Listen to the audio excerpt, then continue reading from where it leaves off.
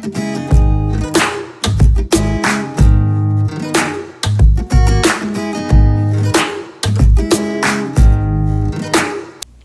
everybody, Jill here. Welcome to my channel. So I'm going to be sharing with you some of my very favorite tips that really help you look more vibrant, youthful, glowy, and just kind of all around younger.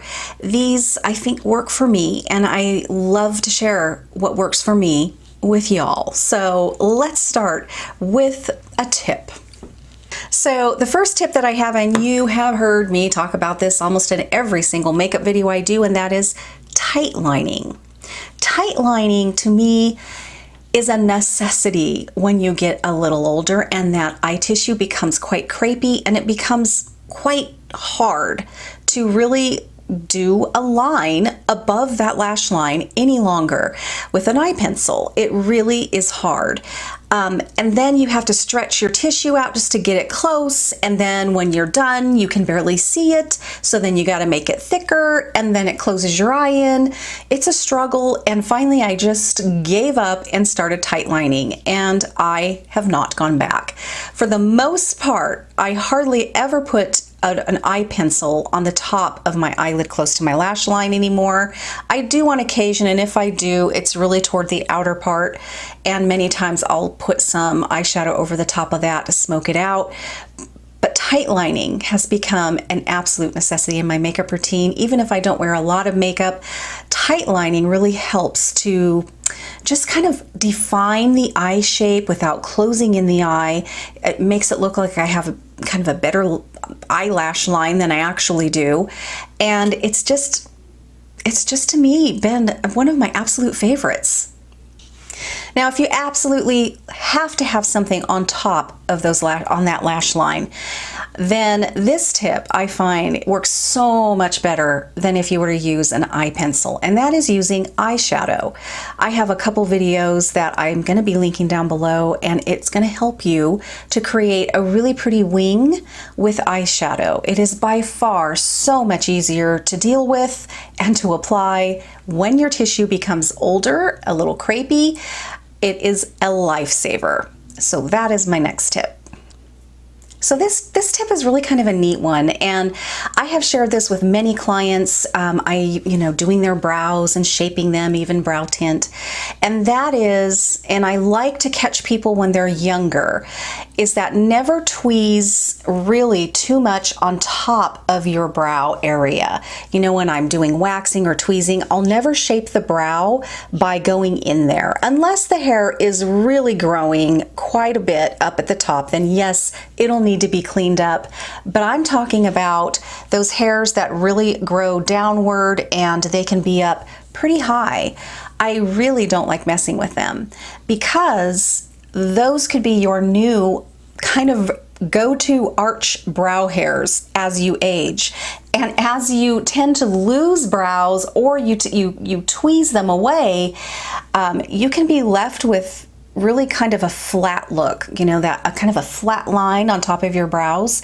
So you can create one with brow products and pencils, but if you have a little bit of brow hairs up there, you can actually start really tinting them using tinted brow gels, going to an esthetician and having her tint, and or using brow pencils. And you can create that new arch line by utilizing those brow hairs up there and then tweezing a little bit more under here, if that makes any sense at all. It's a fabulous way to kind of lift the eye. You can, kind of clean up your eye under here and even kind of shorten it a little up here, creating more of a space for your eyeshadow application. It's just it's a great tip actually, and many of us no longer have those hairs because you may have waxed early on or tweezed and they're not growing back. So you can create them again with, your eye pencils and whatnot. Really, one of my little, I guess you could call them secrets, even though I don't hide anything from you guys. I definitely tell you everything. But you guys, adding, for instance, within the Bare Mineral line, they have radiances. They have Flawless Radiance, Pure Radiance. Those are my two favorite ones. They have a few more. using those as a finisher all over your skin, it really creates a beautiful, almost filtered effect. It gives you this really nice, pretty back glow, kind of your skin, but more luminous and beautiful. They don't make aging skin look highlighted and over the top. They're beautiful. And so I use those two within the Bare Mineral line a lot. And then also, if you recall, this one is also one of my ultimate favorites. It's what I have on my skin today, and it's called Peach Blur. Again, it's a finisher. Now, there's a difference between finishers and setters. You know, setting your skin is more with, you know, your translucent powders and those setting powders. But finishers give you kind of a little tiny bit of a flush of color sometimes, and they really give you this really beautiful blurring effect, because there's a little bit of a kind of a sparkle with them, but not a sparkle in the sense of glittery. You can't even see or brush off those little pigments. I love the radiances because of that, and I love this because there's literally nothing like that going on here. You know, there's no like sparkles, but this finish that it gives, I'm telling you, you will get compliments on your skin before your makeup, and I find that they really are a little secret for us more mature skinned types. The following tip is really obviously a preference. I'm sharing with you what I like to do and what works for me, and that is I really don't like a matte finish to my makeup. I prefer to use the radiances and the peach blurs and or a little bit of illumination in my foundation. I love, for instance, that Bare Skin Mineral Serum Concealer because that finish is gorgeous. Even though I have to set it, that's still a struggle. But I don't like a matte, cakey, powdery finish really to any component in my makeup. I even love to use, you know, some satin eyeshadows. I don't go overboard with them, but I do like to use satin eyeshadows. I like to use, you know, a little bit of sparkle and pearls in my eyeshadows as well. I think there's a place for them no matter what your age is, and I think that they really kind of give a youthfulness without going over the top. Along those lines, think of using some really dewy, creamy blushes. Try using, for instance, if you have the Emily Cordon lip pots and the Miracle lip pot line, try using those colors not just on your lips, but tapping them in your cheeks as well, because that glow that you get from that is so gorgeous. It really gives you an outstanding youthful look, which leads me actually to my next tip. Again, this is something that I prefer to do. It's definitely something that is a preference. I feel less is more with foundation and the application of even concealers. I find that when I really try to get the best look with the least amount of foundation that I possibly can, I feel like I look younger. I feel like my skin is shining through, even with the aid of maybe radiances in the form of those powders, or using Emily Cordon as a blush, or going in with even a pretty radiant primer first. I think using really thin, light, sheer layers when you're building that foundation look is the best as you age. So for instance, you could go in with the Flower Beauty Radiant Primer in your Prime Primer. This is a beautiful radiant primer. It feels very light on the skin, and you can go over it with a very sheer, beautiful, kind of creamy foundation.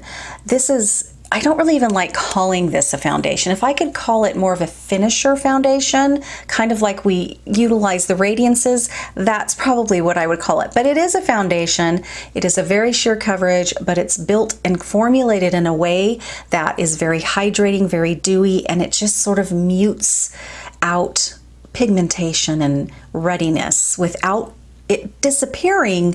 It just gives you a your skin look, but better. And that's kind of what I feel is the secret as we get a little older, is dealing with our imperfections, but not necessarily having the goal of eliminating everything, because then you get into more of a heavier foundation, therefore heavier look, and I really feel like that can be aging. And for me personally, don't get me wrong, I love makeup and I love playing with makeup. I love making up a really glam night look, and I really do. I get in the mood where I love that. And I think it's fun and absolutely totally appropriate no matter what your age is. But I feel like I get the most compliments on my skin, and I feel like I look more vibrant when I do the less is more approach. And just kind of light sheer layers and playing up, my eyes. I think that's my favorite thing to do. And that's generally when I tend to get the most compliments on how pretty my skin is when I do that. And that leads me really to my absolute number one tip for looking vibrant, young, and youthful is your skin, your skincare. We tend to, especially in this country, we tend to invest the most money, we spend the most time, the most steps in our makeup routine versus our skincare routine. It's like the Koreans really, for instance, as an example, they're all about their skincare. They're all about their 15 steps in their skincare rituals, and they're really concerned about what's in those products. And they tend to invest most of their budget into their skincare versus their makeup routine. And we're not like that here. We tend to allot ourselves a certain beauty budget, and the majority of that goes toward makeup and not so much our skincare, until you start seeing your skin age, and then it slowly starts to kind of switch a little. But I even see, even on YouTube, I see, people trying to deal with their skincare issues with makeup rather than the other way around. I look at makeup as kind of the cherry on top, as, finding that one feature that really, is just gorgeous. And it could be your lips, it could be your cheekbones, it could be the jawline, it could be your eyes, and playing that feature up and then really kind of downplaying everything else and letting your skin come through. That's kind of the ultimate approach in makeup in my mind, So I really feel that investing in your skin is where the majority of your beauty budget should go. And it doesn't matter how old you are. You can say, oh God, I let that fall on the wayside years ago. Oh no. There's definitely a lot you can do to help your skin at any age. And what you do now is going to help you years down the way. And there's correction that can be done with whatever happened in the past. But yes, that is my number one tip, definitely, is skincare needs to be a priority.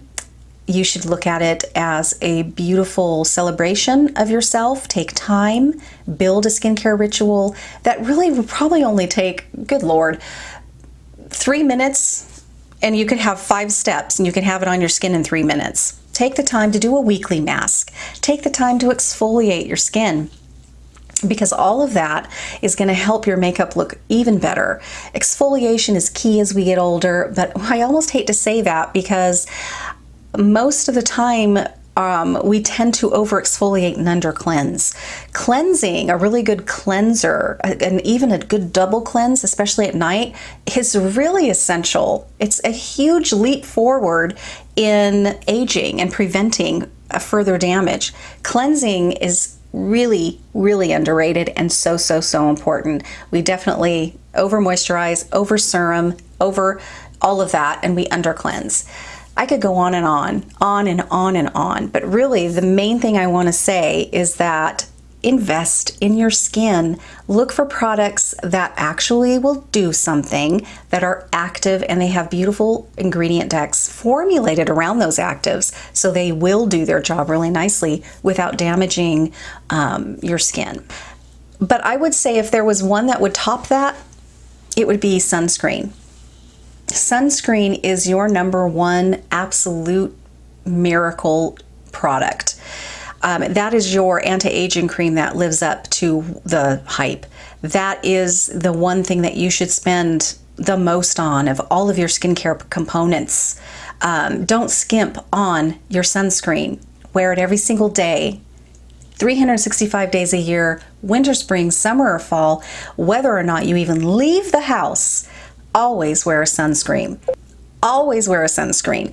Do not rely on what is just in your foundation or your powders. Always wear a sunscreen. So you guys, those are some of my top tips for looking vibrant, youthful, and younger. I hope you enjoyed this. I'll be making more of these down the line, and I hope you find them helpful. And thank you so much for tuning in. We'll see you real soon.